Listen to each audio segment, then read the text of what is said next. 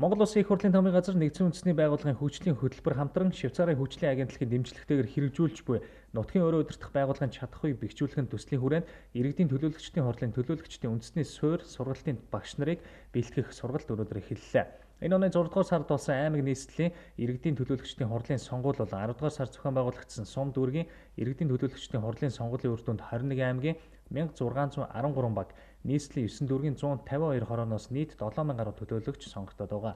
Шинээр сонгогдсон төлөөлөгчдийн үндэсний суурь сургалтын сургагч багш нарыг бэлтгэх энэ удаагийн сургалтын нээлтэд Улсын их хурлын томын газрын ерөнхий нарийн бичгийн дарга төслийн үндэсний захирал Цолмон оролцлоо. 2016 оны 10 сард саяхан Улсын их хурлын дарга нэгдсэн үндэсний байгууллагын хөгжлийн хөтөлбөр, Швейцарын хөгжлийн агентлагтай төсөл хэрэгжүүлэх төслийн арга хэмжээнд бол оролцож гарын үсэг, төсөлд гарын үсэг зурсан. За энэ төсөл маань нутгийн өөрөө удирдах байгууллагын бүх шатны иргэдийн төлөөлөгчдийн хурлын чадварыг сайжруулахад бол чиглэж байгаа. За нутгийн өөрөө удирдах байгууллагын чадварыг дэмжих хөтөлбөр бол 2013 оноос 2016 онд бол амжилттай бол хэрэгжсэн. За энэ хүрээндээ бид нар нийтдээ 361 шатны 7000 орчим иргэдийн төлөөлөгчдийн чадварыг сайжруулах чиглэлээр 7 удаагийн давтан тийм сургалтуудыг зохион байгуулсан. За өнөөдөр бол сургагч багш нарыг бэлтгэх сургалтыг эхлүүлж байна. За энэ сургагч багш нар бол сургалтанд бол амжилттай оролцсон. Үүний дараагаар бол бид нар 2016-аас 2020 он хүртэл 4 жилийн хугацаанд за мөн бүх шатны иргэдийн төлөөлөгчдийн хуралд сонгогдсон, шинээр сонгогдсон гишүүдийн төлөөлөгчдийн чадварыг одоо сайжруулахад бол анхаарч ажиллах юм аа. Нэгдсэн үндэсний байгууллагын хөгжлийн хөтөлбөрийн засаглалын багийн ахлагч даваа дулам 2013 оноос хэрэгжиж буй энэхүү төслийн хүрээнд нутгийн өөрөө удирдах ёсны байгууллагын чадахуйг бэхжүүлэх, төлөөлөгчдийг чадахжуулах чиглэлээр үе шаттай сургалтууд явагдаж ирсэн болохыг хэллээ. Үүний үр дүнд сургалтын хэрэглэгдэхүүн гарын авлага сургагч багш нарын сүлжээг бий болгосон байна. Иргэдийн төлөөлөгчдийн хурлын сонгогдож байгаа төлөөлөгчдөд бол янз бүрийн одоо мэргэжлийн хүмүүс сонгогддог. За тэгээд иргэдийг төлөөлж одоо иргэдийн өдөр тутмын амьдралд хамааралтай шийдвэр гаргадаг гэдэг утгаараа тэд нарт наад захын одоо хууль зүйн мэдлэг хэрэгтэй байдаг.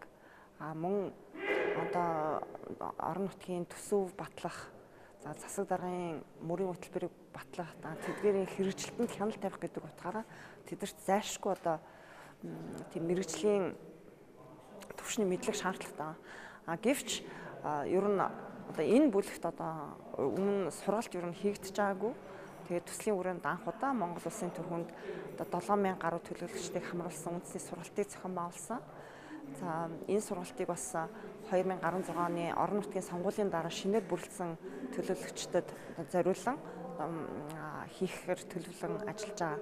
За өнөөдөр тэгээд энэ сургалтыг явуулах, сурагч багш нарын сургалтыг бид нар явуулж байна.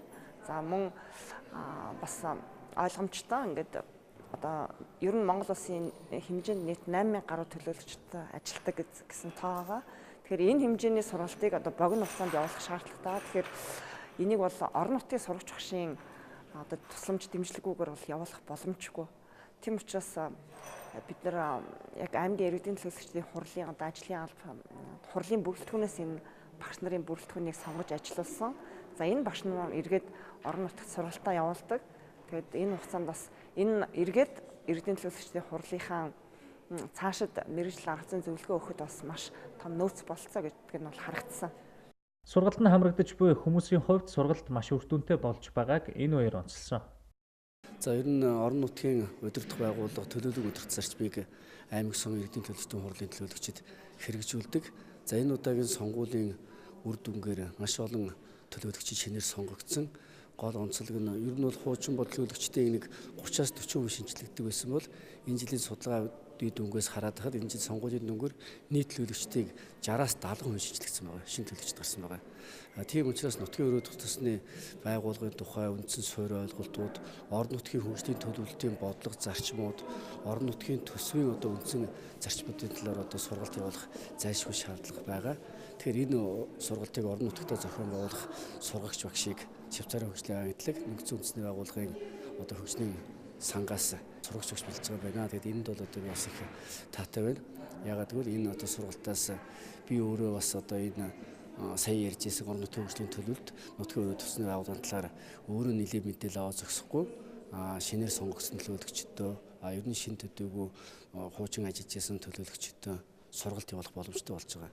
За ер нь төлөөлөгчдийн хувьд шинэ хуучин гэдэг хамаагүй энэ жил бол олон хуулиуд өөрчлөгдсөн. Хөгжлийн бодлого төлөвлөлтийн хууль шинээр бий болсон байгаа. Захиргааны ерөнхий хууль шинээр гарсан байгаа. Тэгэхээр энэ хуулиудыг энэ төрөл ер нь одоо төлөөлөгчдөд бол зааж сургах одоо тэгээс одоо суурь ойлголт олгох одоо зайлшгүй шаардлага байгаа. За энэ сургалтын хүрээнд бол аймаг сумын иргэдийн төлөөлөгчдийн хурлын зохион байгуулалт за үндсэн хууль болон бусад хууль тогтоомжоор олгогдсон эрх хэмжээ түнчлэн хуралдааныг хэрхэн зохион байгуулах вэ? Ер нь хурлын үйл ажиллагаа яг зохион байгуулах вэ гэдэг талаар бол бид бол асуудлыг судалсан байгаа. Хоёр дахь сэдв нь бол төсвийн тухай асуудал байсан. Гурав дахь нь бол байгаль орчныг хамгаалах. Ийм чиглэлээр бол эхний шатны сургалт болсон. За сургалт бол аймаг сумын иргэдийн төлөөлөгчд бол идэвхтэй хамрагдсан. За энэ сургалтын хамгийн гол зорилго бол төлөөлөгчд нь бол янз бүрийн боловсролтой, янз бүрийн мэргэжтэй ийм хүмүүс байдаг. Тэгээд хуралд анх удаа төлөөлөгчөөр сонгогдсон хүн ч байна, хоёр удаа сонгогдсон ч хүн байна. За эдгээр одоо анх сонгогдож байгаа хүмүүст бол сонгогдсон хүмүүст бол хурал гэж юу вэ? Ер нь бид ямар зарчмаар ажиллахын, ямар эрх үүрэгтэй гэдгийг ойлголт өгөх. Дахин сонгогдсон хүмүүстээ бол бас мэдлэгийг баталгаажуулах, удам чадваржуулах ийм чиглэлээр бол сургалтууд хийгдсэн. Энэ сургалтын ач холбогдол гарч байгаа гэж үзэж байгаа. Энэ сургалтанд хамрагцаар бол төлөөлөгчд нь бол өөрийнхөө эрх үүргийг мэдж байгаа учраас хууль зүйд нийцсэн. За нөгөө талаар бол иргэдэд төлөөлж оролцсон учраас иргэдийн санал бодлыг бас тусгасан. Ийм одоо бодиттой хэрэгжих хүнсэлтэй шийдвэр гарч байгаа гэж ойлгож байгаа. Нутгийн өрөө удирдах байгууллагын үндсэн хуулийн ба эрх зүйн үндэс, хуралдааны дэг, орон нутгийн төсөв санхүүгийн удирдлага, байгаль хамгаалал, газрын харилцаа, иргэдийн оролцоо, иргэдтэй харилцах зэрэг дөрвөн үндсэн сэдвийн хүрээнд явагдах иргэдийн төлөөлөгчдийн хурлын төлөөлөгчдийн үндэсний суурь сургалтын сургагч багш нарын бэлтгэх сургалт энэ сарын 7-оос 11-ний өдрүүдэд үргэлжлэх юм байна.